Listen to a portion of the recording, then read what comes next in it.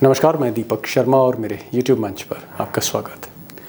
दोस्तों, क्या मोदी जी के लिए मुश्किलें हर तरफ से बढ़ रही हैं? एक तरफ उनके घर के भीतर घमासान है, बीजेपी के कई बड़े नेता संन्यास ले रहे हैं, उम्मीदवार टिकट वापस कर रहे हैं, और दूसरी तरफ जो विपक्ष है वो सबसे बड़ी ऐतिहासिक रैली कर रहा है। आज पटना में जिस तरह से लाखों की भीड़ के सामने अखिलेश यादव, राहुल गांधी, तेजस्वी यादव, लालू यादव और तमाम नेता जिस तरह से इंडिया अलायंस के इकट्ठे हुए और खुली मोर्चेबंदी करी, कहीं ना कहीं पटना से लेकर दिल्ली तक बीजेपी हिल गई। आज सवाल इस बात का है कि क्या मोदी जी दोनों तरफ से घिरते जा रहे हैं? दो तरफा मार है, एक भीतर से बीजेपी में और एक बाहर से। पहली बार बेखौफ होकर, निडर होकर, सिर्फ राहुल गांधी नहीं, अब अखिलेश भी बोलने लगे हैं मोदी पर। अब तेजस्वी के साथ साथ बाकी नेता भी खुलकर प्रहार कर रहे हैं। तो क्या मोदी हर तरफ से घिर रहे हैं एक ऐसे वक्त पर जब चुनाव के दिन सिर्फ उंगलियों पर रह गए? अब दोस्तों, बीजेपी के भीतर जो नाराजगी है, जो टिकट वापसी का दौर है, इस पर मैं आगे बात करूंगा। लेकिन आज जो इंडिया अलायंस ने पहली बार एक चैलेंज दिया है मोदी और शाह को पटना में, वो ज़्यादा मायने रखता है, क्योंकि गुजरात लॉबी कहीं ना कहीं पटना की इस लाखों की जो भीड़ है, रैली है, उससे बेचैन। अब लोग कहते हैं कि मोदी जी को उम्मीद नहीं थी कि अखिलेश भी वहाँ पहुँचेंगे, राहुल गांधी भी पहुँचेंगे, तेजस्वी भी होंगे, लालू भी होंगे, लेफ्ट के नेता भी होंगे, हेमंत सोरेन के पार्टी के भी नेता होंगे। सारा का सारा हुजूम आप कह सकते हैं उत्तर प्रदेश, बिहार और झारखंड का एक जगह इकट्ठा हो जाएगा, ये उम्मीद उनको नहीं थी। अब इम्पॉर्टेंट इसलिए है क्योंकि पहली बार मोदी जी का जो गढ़ है, जो मजबूत किले हैं, बिहार, झारखंड, उत्तर प्रदेश, यहां से बिगुल फूंका है इंडिया अलायंस ने, और बहुत ही बेबाकी के साथ, बेखौफ होकर, जिस तरह की आज बातें हुई हैं, रणनीति तय हुई है। अब ये जो 3 राज्य हैं इसलिए इम्पॉर्टेंट हैं क्योंकि उत्तर प्रदेश में 80 सीटें हैं, बिहार में 40 सीटें हैं, झारखंड में 14 सीटें हैं। अगर आप टोटल करें तो 134 सीटें, यानी लोकसभा की जो कुल सीटें हैं 543, 25% सीटें इन्हीं 3 राज्यों में। और पिछली बार अगर आप देखें आंकड़े तो आपको मोदी जी की बेचैनी की वजह पता लग जाएगी। दरअसल उत्तर प्रदेश में 80 में 64 सीटें जीती बीजेपी एनडीए ने, बिहार में 40 में से 39 सीटें जीत ली, नीतीश साथ थे, इस बार फिर साथ थे, स्वीप कर दिया। झारखंड में 14 में से 12 सीटें ले गए। कुल मिलाकर 115 सीटें पिछली बार मोदी जी ने यहाँ से ली थी। आप कह सकते हैं कि प्रधानमंत्री बनने के पीछे ये जो 3 राज्य थे और यहाँ जो झाड़ू लगाई मोदी जी ने, निर्णायक थी वो जीत। अब दोस्तों, बिहार की ये जो महारैली आज की थी, उसको लेकर जो बेचैनी है गुजरात लॉबी में, बीजेपी के नेतृत्व में, जो आप कह सकते हैं एक असहजता है, अनकंफर्टेबल जो पार्टी लीडरशिप हुई आज की रैली का मिजाज देख के, लोगों की भीड़ देख के, समंदर जैसी पटना में। और सबसे बड़ी बात कि जिस तरह से विपक्ष एकजुट हुआ, उसकी उम्मीद नहीं थी, क्योंकि अभी तक ये माना जा रहा था कि इंडिया अलायंस बिखरा हुआ है, बड़े नेता एक दूसरे से बात नहीं करते, सीट शेयरिंग में बहुत सी अड़चनें। उन सबको किनारे रखकर जिस तरह से अखिलेश, राहुल, तेजस्वी, सब के सब और भी कई नेता मंच पर आए और आप कह सकते हैं हुंकार भरी, ये आइडिया चाणक्य को भी नहीं था। अब लोग ऐसा कह रहे हैं कि इस भीड़ में जेडीयू के कुछ नेता भी शामिल हो सकते हैं आरजेडी में, खासकर जो समाजवादी धारा के हैं और जिन्हें अब नीतीश में अपना भविष्य नहीं देखता है, वो चाहे नीतीश जी के हेल्थ इश्यूज हों या बाकी कारण हों। दूसरा, चिराग पासवान भी कहीं ना कहीं शाम होते होते तेजस्वी के साथ आ सकते हैं। अब ऐसा अगर कुछ हुआ तो आप देख सकते हैं कि ये जो 134 सीटें हैं, इनके समीकरण बदल सकते हैं। अगर मिसाल के तौर पर आप देखें उत्तर प्रदेश में कहा जा रहा है 20-25 सीटों का कहीं ना कहीं झटका हो सकता है। इसी तरह से बिहार, जहां पर अभी तक गोदी मीडिया 32 सीटें दे रही थी मोदी जी को, एनडीए को, 40 में से 32 सीटें, ये घटकर 20-22 पर आ सकती है। यानी कहीं ना कहीं यहाँ भी नुकसान हो सकता है, मोदी जी को बड़ा नुकसान हो सकता है।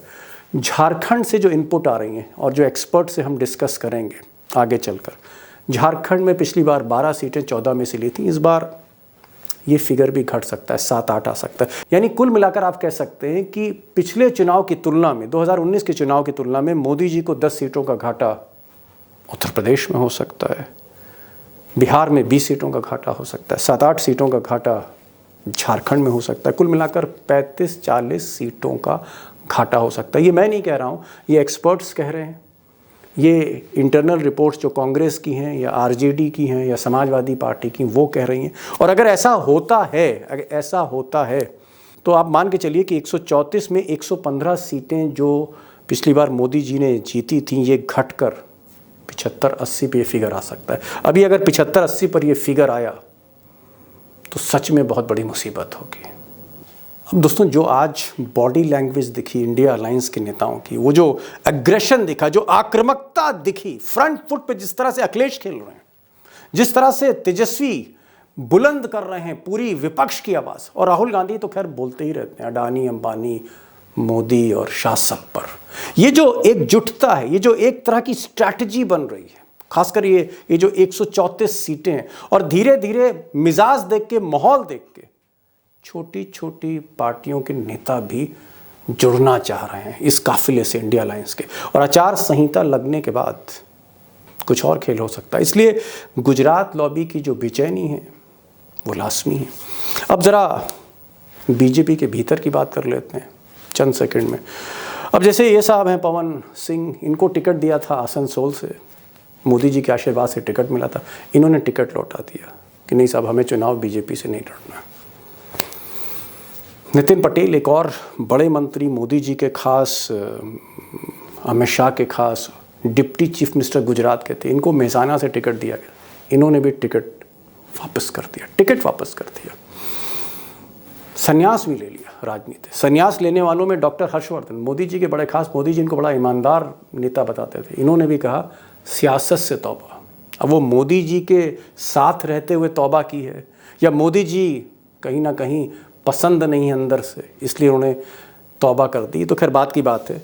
गौतम गंभीर, इन्होंने भी तौबा कर दी। और जयंत सिन्हा, जो यशवंत सिन्हा के बेटे हैं, इन्होंने भी कहा कि मैं इलेक्टोरल पॉलिटिक्स से दूर रहना चाहता हूँ, चुनावी राजनीति से दूर रहना चाहता हूँ।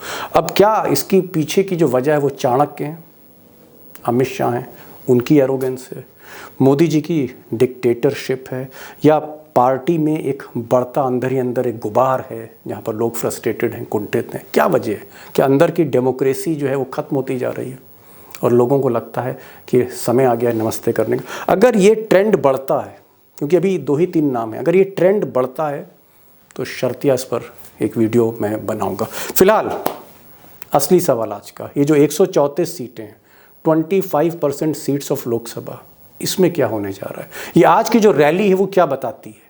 मुझे लगता है इस बड़े सवाल को डिकोड करना बहुत ज़रूरी है, क्योंकि अगर ये बिहार, यूपी, झारखंड, अगर ये थोड़ा सा भी, एक ज़रा सा भी टिल्ट आया, 20-25% या उससे भी कम सीटें फंस गई, तो मोदी जी फंस गए 2024 के फाइनल में। चलते हैं सीधे एक्सपर्ट्स के पास। प्रोफेसर रविकांत हैं उत्तर प्रदेश से, और बिहार के एक्सपर्ट अभिषेक कुमार हैं। समझने की कोशिश करते हैं बिहार, उत्तर प्रदेश और झारखंड। पहला सवाल मेरा प्रोफेसर रविकांत जी से रहेगा। प्रोफेसर रविकांत जी, अखिलेश का एक मंच पर आना, राहुल गांधी का साथ रहना, तेजस्वी का साथ रहना, और भी इंडिया अलायंस के कई नेताओं का साथ रहना, और ये कहना कि कहीं ना कहीं 80, 20 और 14, ये जो 3 राज्य हैं, बिहार, उत्तर प्रदेश और झारखंड, उन सीटों की संख्या है लोकसभा की जो 134 के आसपास आती है। आज जो रैली आपको दिखी, जो बॉडी लैंग्वेज दिखी वोटर की और नेता की, आपको क्या लगता है कि ये जो 134 सीटें हैं, 134, जिसमें पिछली बार स्वीप किया था मोदी जी ने, झाड़ू लगा दी थी, क्या इस बार मोदी जी के लिए चुनौती है? इस रैली से आज आपको क्या दिखा? दीपक जी, ये सत्ता पलटने वाली रैली है। और मैं आपको थोड़ा सा इतिहास में ले चलूंगा। 5 जून 1974 की तारीख, इसी मैदान पर जहां जेपी ने नारा दिया था कि सिंहासन खाली करो कि जनता आती है, दिनकर की जी। खूबसूरत पंक्ति, और उसके बाद पूरा सियासी माहौल बदल गया था। 77 में इंदिरा गांधी को सत्ता छोड़नी पड़ी थी। परिस्थितियां लगभग वैसी ही हैं, बस ये है कि उसी पटना के जहां गंगा गुजरती है, उस गंगा जमुना में पानी बहुत बह गया है। माने आज नरेंद्र मोदी सत्ता में है, उसी तानाशाही पूर्ण तरीके से वो काम कर रहे हैं। और आज अगर समूचा विपक्ष एकजुट होकर के पटना की उसी गांधी मैदान में खड़ा हुआ है, तो आप 3 राज्यों की बात कर रहे हैं। 3 राज्यों में तो होना ही है, समूचे भारत में इसका प्रभाव होने जा रहा है, क्योंकि ये केवल आरजेडी की रैली नहीं बची थी, ये इंडिया अलायंस की रैली हो गई थी।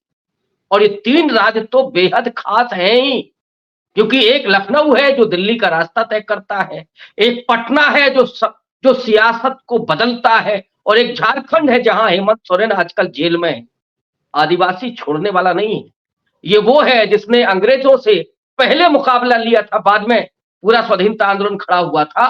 तो ये 3 राज्य 134 सीटें सत्ता को बदलने जा रही हैं दीपक जी, इसमें कोई गुंजाइश नहीं। गुंजाइश नहीं, कोई गुंजाइश नहीं। अभिषेक, एक चीज जो मैं आपसे समझना चाह रहा था, जितने भी सर्वे अभी तक आ रहे हैं, चाहे वो इंडिया टुडे के सर्वे हों या बाकी और अखबारों के सर्वे हों, कोई 40 में से मोदी जी को बिहार में 30 सीट दे रहा है, कोई 32 सीट दे रहा है, कोई 34 सीट दे रहा है। और बीजेपी तो बहुत कुछ कह रही है कि साहब इस बार हम पिछली बार की तरह स्वीप करेंगे क्योंकि हमें नीतीश मिल गए। आपको क्या लगता है कि क्या 32 सीटें आ रही हैं? 40 में से 32 सीटें मोदी जी नीतीश के साथ लेकर आ रहे हैं बिहार से, या ये 32 सीटें कम होती हुई आपको दिख रही हैं ज्यों ज्यों तेजस्वी जो है हावी होते जा रहे हैं? दीपक जी, देखिए, 2 परिस्थितियां हैं। पहली, जिसे हमें समझना होगा कि राष्ट्रीय जनता दल के पास बिहार का सबसे बड़ा वोट बैंक है, इस बात से इनकार नहीं कर सकते।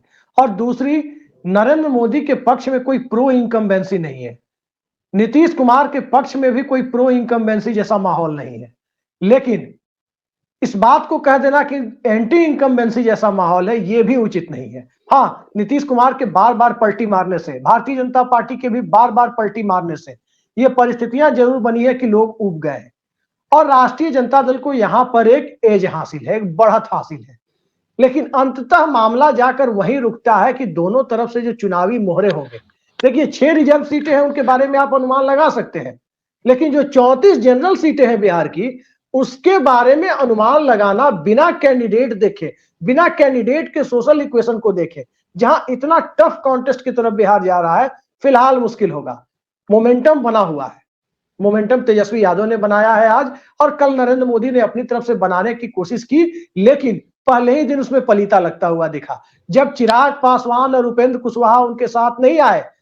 और आज भी मैं इस बात को दावे के साथ कहता हूं कि अगर चिराग पासवान एक बार फिर से तेजस्वी यादव के साथ आकर खड़े हो जाते हैं, तो फिर तेजस्वी यादव और चिराग पासवान के साथ जो सोशल कॉम्बिनेशन है और बिहार जो उम्मीद देख रहा है, इस बात को मानना होगा कि बिहार में वो क्लियर कट बढ़त की स्थिति में होंगे, मतलब साफ बढ़त की स्थिति में बिहार में इंडिया गठबंधन होगी। नहीं, अगर मैं बात से इनकार नहीं कर सकते। मैं ये नहीं कह रहा हूं कि आप कोई चुनाव के नतीजे प्रिडिक्ट करते हैं, लेकिन एक अंदाजा दोस्तों के लिए कि अगर मान लिया चिराग पासवान भी एन वक्त पर आते हैं, उपेंद्र कुशवाहा भी नाराज चल रहे हैं, उनको भी कुछ नहीं मिला, ये सब मिलकर कांग्रेस और आरजेडी मिलकर एक माहौल बनता है, अच्छे उम्मीदवार अगर तेजस्वी देते हैं गठबंधन को, तो आपको लगता है कि ये 20-20 का मुकाबला है 40 में, या आपको लगता है कि अभी भी मोदी 30 पर खड़े होंगे तब?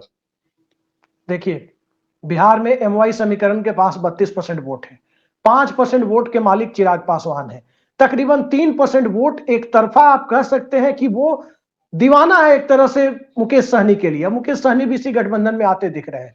तो ये 40% का जो चंक है और ऊपर से कैंडिडेट अच्छा आ जाए, तब तो इस स्थिति में आप कह सकते हैं कि 40 पे 30-32 लोकसभा सीटों तक जा सकती है परिस्थितियां, कि अच्छे कैंडिडेट और इतना बड़ा सोशल कॉम्बिनेशन।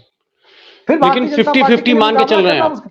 आज की तारीख में मुकाबला 50-50 पर दिख रहा है, कि यह मुकाबला 50-50 पर जा सकता है। और जी। अंतिम दौर में ऊंट किस करवट बैठेगा, ये चुनाव में सबसे बड़ी चीज ये होती है कि लास्ट मोमेंट तक मोमेंटम को अपने पक्ष में बनाकर रखना, कैडर को नहीं, लेकिन अगर आप ये कह रहे हैं अभिषेक, अगर आप ये कह रहे हैं 50-50 का मुकाबला आपको लग रहा है, नहीं 40 में से 20 सीट इधर 20 सीट उधर, अगर 50-50 भी है तो मोदी जी के लिए -50 है इस बार, क्योंकि 40 में से तकरीबन 40 ले गए थे, 39 सीट ले गए थे पिछली बार, ऑलमोस्ट स्वीप कर दिया था, तो उनको लगता है कि ज्यादा नुकसान हो सकता है।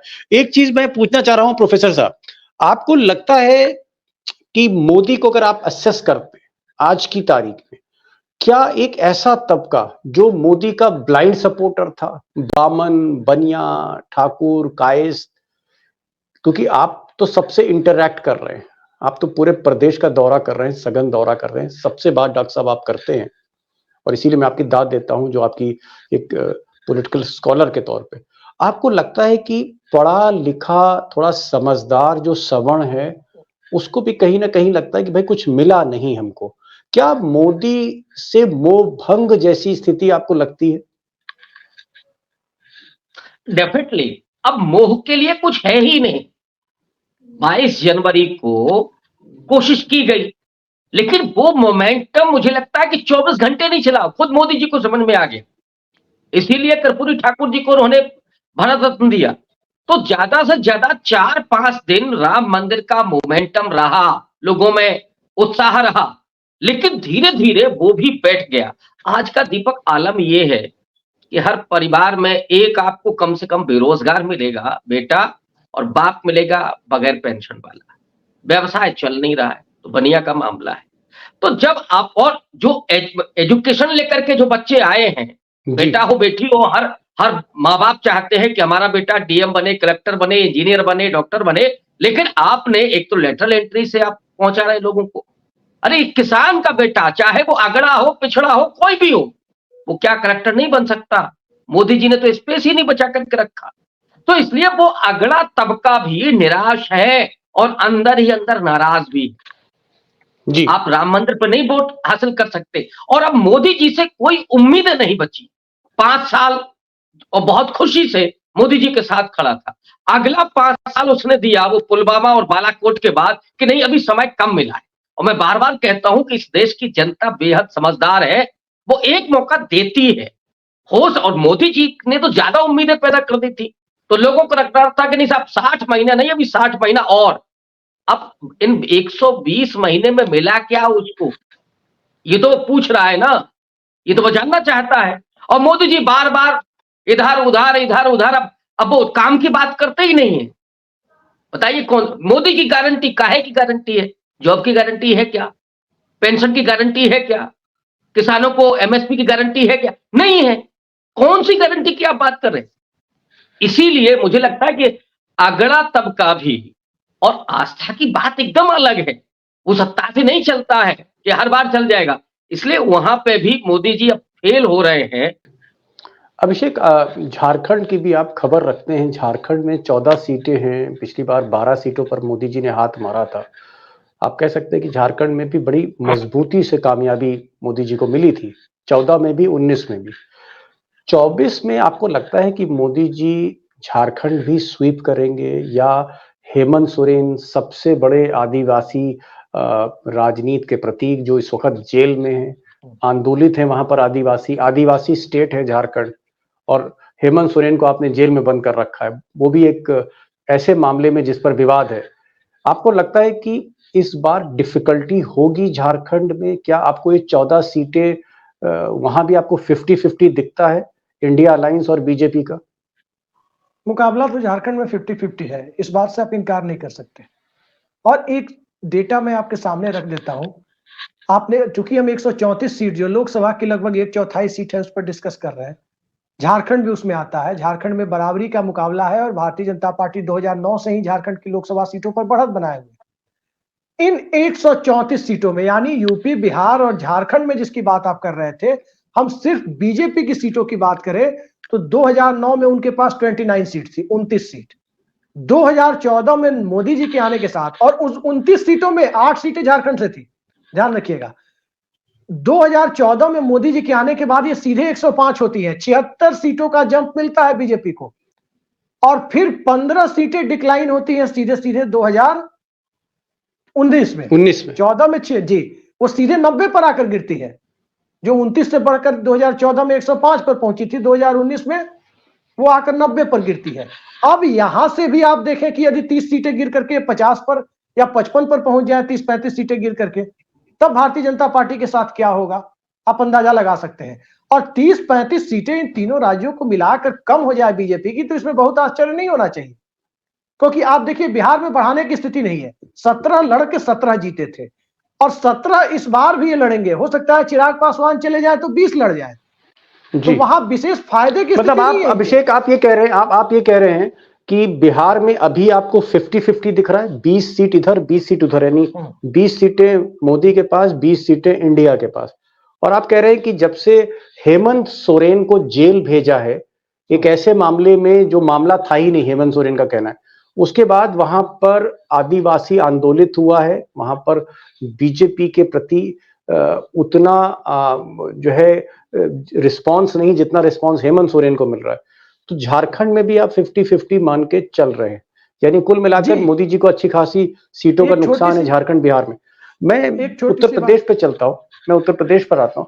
उत्तर प्रदेश में आपको रविकांत जी लग रहा है, ये जो माहौल आप देख रहे हैं, क्या इस बार बीजेपी 70 के ऊपर जाएगी, मिशन 80 होगा, मिशन 70 होगा, या इस बार आपको कांटे की टक्कर दिख रही, कुछ दिख रहा है आपको, कुछ उम्मीद की किरण दिख रही है आपको उत्तर प्रदेश में?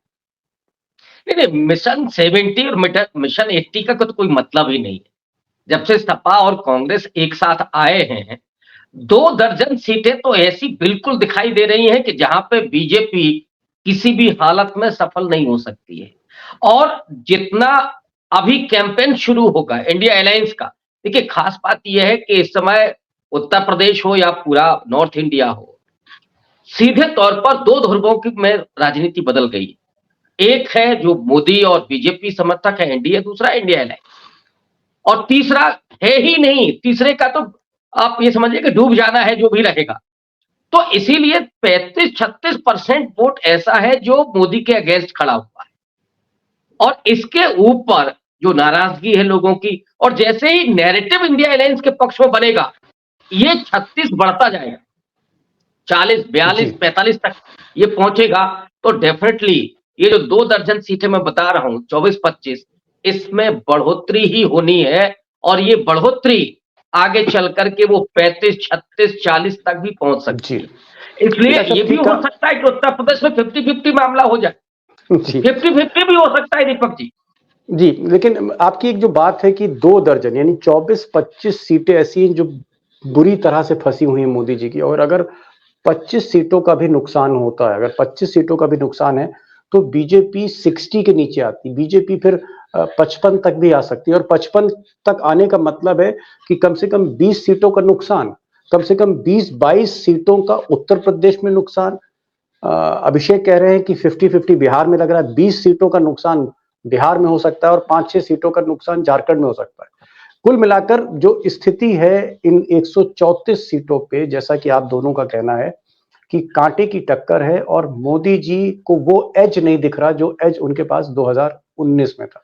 और ये 134 में अगर बिहार और झारखंड में 50-50 रहा, और उत्तर प्रदेश में हम 75-25 भी मान लें, तो भी एक खबर अच्छी नहीं। बात और है मोदी जी के दीपक सर, एक चीज इसमें आप भूल रहे हैं, मैं याद दिला दूं, आज बीजेपी के कैंडिडेट ने टिकट लौटा दिया है, और वो टिकट, वो तो मैं देख रहा हूं, कैंडिडेट टिकट भी लौटा रहे हैं, कैंडिडेट जो है इस्तीफे भी दे रहे हैं, राजनीति छोड़ने की बात कर रहे हैं, कोई नमस्कार कर रहा है, कोई नड्डा को चिट्ठी लिख रहा है कि भैया अब हो गई राजनीति, अब हमको जो है इलेक्टोरल पॉलिटिक्स से बाहर करिए।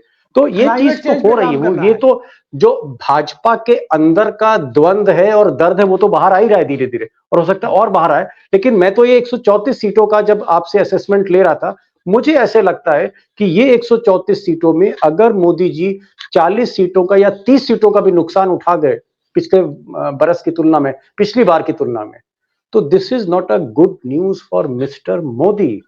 मोदी जी के लिए फिर ये अच्छी खबर नहीं है। गारंटी कहीं ना कहीं, वारंटी भी नहीं दिखती।